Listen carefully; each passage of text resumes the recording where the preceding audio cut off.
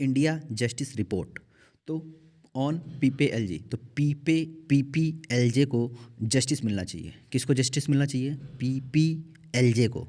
पीपीएलजे से याद रखना आप डीडीएलजे, जो मूवी है शाहरुख खान की डीडीएलजे, तो डीडीएलजे से पीपीएलजे। तो पीपीएलजे को जस्टिस, पी मतलब पुलिस, अगले पी से प्रिजन्स, एल से लीगल एड्स और जे से जस्टिस। इन चार चीज़ों की समीक्षा की जाएगी इस जस्टिस रिपोर्ट में और ये रिपोर्ट क्लियर हो गई। Next, cinematograph amendment. तो सिमेटो से सिनेमा, सिनेमा बिल। तो याद रखना, जब आप सिनेमा जाते हो तो आप ये मान लो कि 52 रुपये की टिकट मिलती है। सिनेमा देखने गए हो, 52 रुपये की टिकट। तो 1952 का ये एक्ट है। सिनेमाटोग्राफी एक्ट कब का है? 1952 का। इसमें अ प्रोविज़न, लास्ट वाली line, a provision has been made to certify films on the basis of age. ये इंपॉर्टेंट है कि बेसिस ऑफ एज पे प्रोविजंस बनाए जाएंगे। ठीक है।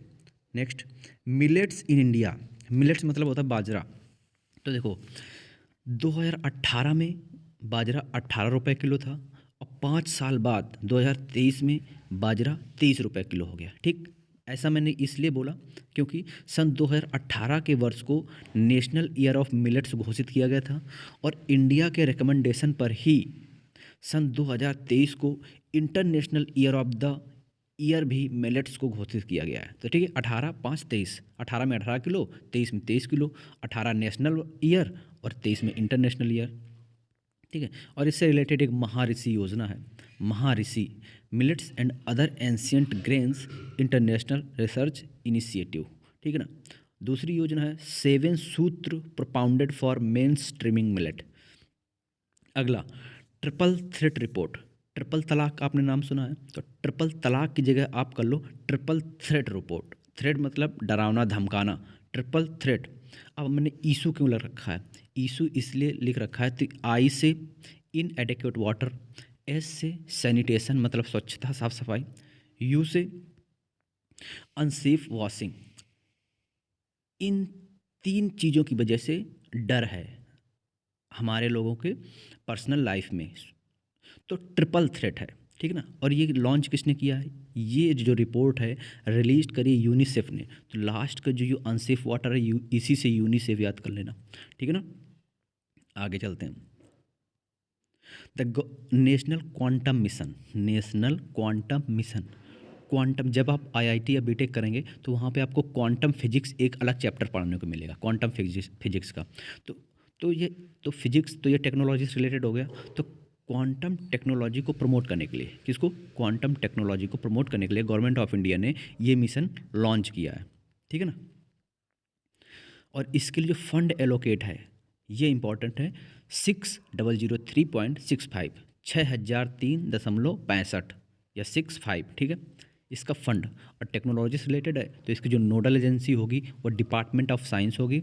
एंड जो इसकी मिनिस्ट्री है, ministry of science and technology. देखो, नोडल एजेंसी उसको कहते हैं जो किसी भी जो भी स्कीम्स होती हैं उसको उसका इम्प्लीमेंटेशन देखना, रख रखाव देखना, कैसे वर्किंग हो रही है, पूरा ध्यान रखना। और जो मिनिस्ट्री होती है वो सिर्फ नाम की होती है, मतलब वो फंड एलोकेट करना उसका काम होता है और देखना, रख रखाव उसका नोडल एजेंसी का काम होता है। Government of national capital territory of Delhi. तो जो ऑर्डिनेंस है दिल्ली से रिलेटेड है। पहले बात तो दिल्ली से एक जो आर्टिकल है 239 ए, ये इम्पोर्टेंट है। और ये आर्टिकल 69वें 69 क्या 69th कॉन्स्टिट्यूशन अमेंडमेंट एक्ट 1991 के तहत इंसर्ट किया गया था। ठीक है ना। ये सीधे पूछा जाता है 239 ए किस संविधान संशोधन से रिलेटेड है? तो 69, 69वें। ठीक है ना। और कब का एक्ट है? 1991 का। ठीक है। इसमें जो है बाय दिस, इस एक्ट के तहत by this the national capital civil services authority has been constituted. इस बिल के तहत कौन सी? National capital civil services authority. जो सिविल सर्विसेज होती हैं वो नेशनल कैपिटल के लिए एक अलग से अथॉरिटी कॉन्स्टिट्यूट होगी। ठीक है ना। और वही अब इसका रख रखाव रखेगी, दिल्ली के कैपिटल का वही ध्यान रखेगी। ठीक है ना। फेम सेकंड, फेम से क्या है? फेम मतलब faster adoption of manufacturing of electric vehicles. ये जो है इलेक्ट्रिक व्हीकल से रिलेटेड स्कीम है फेम। तो फेम का फुल फॉर्म क्या है? अब इलेक्ट्रिसिटी में डेवलप करने के लिए हमें फास्टर कुछ भी करना पड़ेगा, फास्ट तरीके से। तो फास्टर एडॉप्शन, एडॉप्ट करना क्या? मैन्युफैक्चरिंग किसकी? इलेक्ट्रिसिटी व्हीकल्स की। जितने से ज़्यादा इलेक्ट्रिसिटी के व्हीकल्स होंगे हमारा इन्वायरमेंट क्लीन एंड क्लियर रहेगा, ठीक है ना। तो ये जो फर्स्ट फेज है 2015 में लॉन्च किया गया था स्कीम का। फर्स्ट फेज 15 में 4 साल के लिए, 15, 4, 19, फिर इसको 3 साल बढ़ाया गया। पहले 4 साल, फिर 3 साल, फिर 2 साल, इस सीक्वेंस में बढ़ाया गया। मतलब 4 + 3 + 2, ठीक है ना। तो 15 से 4 19, फिर 19 से 3 22 और 22 से 2 24, मतलब मार्च 24 तक इसको फिर से बढ़ा दिया गया है। अब इसका लक्ष्य क्या है? इसका लक्ष्य ये है कि सन 2030 तक 30% इलेक्ट्रिक व्हीकल्स इस्टेब्लिश्ड हो जाना चाहिए एंड चार्जिंग इंफ्रास्ट्रक्चर भी। भाई इलेक्ट्रिक व्हीकल आएंगे तो उनके लिए चार्जिंग की जो सुविधाएं होनी चाहिए, ठीक है ना। 10 lakh 2 wheeler, 5 lakh 3 wheeler, 55,000 4 wheelers and 7,000 e buses, ठीक है। अगला देखते हैं पंचायत डेवलपमेंट इंडेक्स। पंचायत, अब पंचायत डेवलपमेंट की बात हो रही है तो पंचायत में जब किसी पंचायत में जाओगे तो क्या चीज़ें देखोगे? देखोगे वहाँ की पॉवर्टी, देखोगे वहाँ का सोशल जस्टिस, देखोगे सेफ विलेजेस, गुड गवर्नेंस देखोगे, वुमेन फ्रेंडली विलेज होने चाहिए। ऐसा तो नहीं वुमेन के प्रति अत्याचार हो रहा हो, लिवलीहुड्स देखोगे, है ना, यही सब देखोगे पंचायत डेवलपमेंट में। एसडीजे गोल, जो 17 एसडीजे गोल हैं, वास्तव में इन्हीं को देखा जाएगा पंचायत इंडेक्स में, ठीक है ना। और इसमें फिर ग्रेडिंग दी जाएगी। जैसे हम लोग ट्रिपल सी का एग्जाम देते हैं तो उसमें ग्रेड मिलता है, grade A, grade B, grade C, grade D. तो इसी तरह से इसमें भी ग्रेडिंग दी जाएगी। जिसको ग्रेड ए कैटेगरी में रखा जाएगा वो 75, जो 75 से 90% के बीच रहेंगे उनको ए, 60 से 75 के बीच में बी, और 40 से 60 के बीच में सी, और डी वाला less than. Lithium ion batteries, lithium का भी भंडार जम्मू कश्मीर में खोजा गया है। 5.9 million tons have been discovered lithium, Reasi district Jammu Kashmir, ठीक है ना। तो ये डिजिट याद रखना, 5.9 मिलियन टन, ठीक है ना। तो लिथियम बैटरीज की खोज किसने की थी? लिथियम बैटरी की खोज गुड इनफ ने की थी। किसने? गुड इनफ ने लिथियम बैटरी को गुड बनाया था अच्छी तरह से, तो गुड इनफ ने की थी। और इसी वजह से इन्हें 2019 में नोबेल प्राइज़ से सम्मानित किया गया था, ठीक है ना। अब ये क्यों बता रहे हैं? क्योंकि ये अभी अभी पास्ड अवे हो गए हैं, ठीक है ना। ये इस दुनिया से चले गए हैं 100 साल की उम्र में। अब बात करते हैं one nation one election program की। अब गवर्नमेंट चाहती है कि सिर्फ जिस तरह से one nation one ration card apply हुआ है उसी तरह से वन नेशन वन इलेक्शन। तो इसमें 8 मेंबर्स की कमेटी बनाई गई थी। कितने? 8 मेंबर्स थे इसमें। ये मेंबर्स के नाम लिखे हैं आगे। अब अगर ये कमेटी अगर ये स्कीम या फिर one nation one election implement होता है तो हमें इन आर्टिकल 83, 85, 172, 174, 356 में अमेंडमेंट करना पड़ेगा। तो ये आर्टिकल्स याद रखना, ठीक है ना। कौन से? 83, 85, 172, 174, 356, ऐसे याद कर लो। 83, 85, 172, 174, 356, 83, 85, 172, 374, 356 याद करोगे एक बार में हो जाएगा, ठीक है ना। 170 और 255 रिपोर्ट जो हैं लॉ कमीशन की वो इसके फेवर में है कि होना चाहिए, ठीक। आप फेवर में हो कि नहीं हो कमेंट में बताना। National foreign policy, national foreign policy और फॉरेन से रिलेटेड है। नेशनल, अब फॉरेन से कोई भी पॉलिसी अगर रिलेटेड होती है तो ज़्यादा ट्रेड होता है। कोई भी फॉरेन से रिलेटेड पॉलिसी होगी तो ट्रेड पे निर्भर होती है, एक्सपोर्ट इंपोर्ट पे बात होती है। क्योंकि फॉरेन से आप क्यों पॉलिसी बनाओगे? ट्रेड, ट्रेड करने के लिए। तो ये मिनिस्ट्री आ जाएगी, ministry of commerce and industry launched policy on 1 अप्रैल, ठीक है। इसका लक्ष्य क्या है कि 2 ट्रिलियन एक्सपोर्ट करना है। 2 trillion export of goods and services, 2 trillion by 2030, ठीक है ना। 2 ट्रिलियन एक्सपोर्ट बाय 2030, मतलब 2 ट्रिलियन एक्सपोर्ट होना चाहिए 2030 तक। ये सन याद रखना, 2030 तक इसकी जो लिमिट है। इसके बाद इसमें जो 4 पिलर्स हैं, बेस्ड ऑन 4 पिलर्स, ये जो स्कीम है फॉरेन पॉलिसी 4 पिलर्स पे डिपेंड है।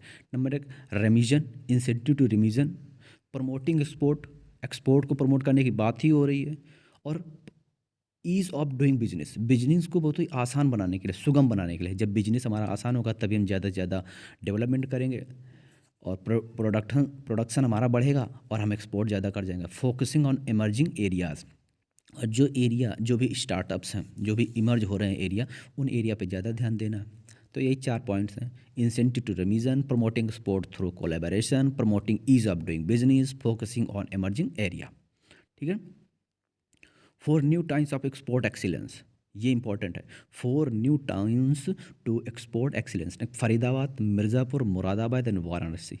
देखो मुरादाबाद, वाराणसी, मिर्ज़ापुर ये सब उत्तर प्रदेश के हैं और फरीदाबाद हरियाणा का है। तो ये इमर्जिंग एक्सपोर्ट टाउन्स अभी न्यू है। अगला, minimum support price.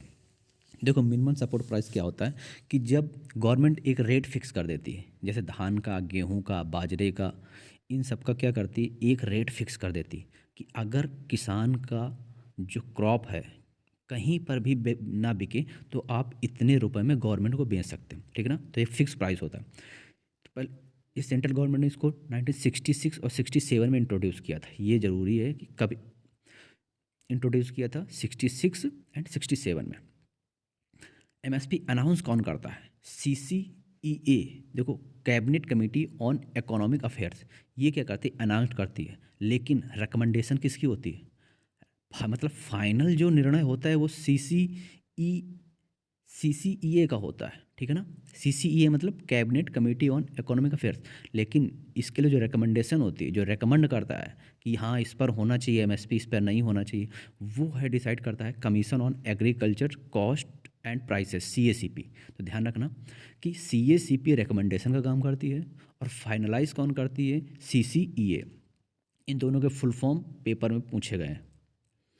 MSP announce for 22 mandated crops, 22 crops पे एमएसपी क्या करी गई है, अनाउंस की जाती है। ठीक है ना। और याद रखना शुगर केन के लिए एमएसपी नहीं होती, शुगर केन के लिए एफआरपी होती है, एफआरपी। देखो पैडी के लिए ये डायरेक्ट क्वेश्चन आए कि पैडी के लिए कितना है, तो पैडी मतलब होता है धान, तो 2183, 17 रुपये कम। मेरे घर का जो धान है 17 रुपये कम, वरना 2200 में बिक जाता। कितने रुपए कम, 17 रुपये कम, वरना 2200 में बिक जाता। इसी तरह से गेहूं के लिए लास्ट वाला व्हीट 25 रुपये कम, वरना 2300 में बिक जाता। तो 2200 2300, धान 17 रुपये कम 2200 में बिक जाता और गेहूँ 25 रुपये कम 2300 में बिक जाता। तो ऐसे दोनों के डिजिट याद रखना। और मेज मतलब मजे, मेज मतलब मजे 2090, मजे 2090, 2090, 2090। ठीक है ना। कॉटन में डबल टी है तो 6620। वैसे ये मेरा 66 और 20, टी है, टी कॉटन के 2 टी उठाओ, एक अपने में से लगाओ, टी तो 66220। ठीक है। टी 6620, टी से 20, 6620, 6620 कॉटन की एमआरपी है, मेज की है 2090 और पैडी की 17 कम 2200 और व्हीट की 25 कम 2300। ठीक है ना। देखो इसके जो टर्म है A2, एक A2 प्लस FL और ये C2, इनको पढ़ लेना। प्रोजेक्ट एलिफेंट क्या है, अब कल पढ़ाएंगे, नहीं देखते।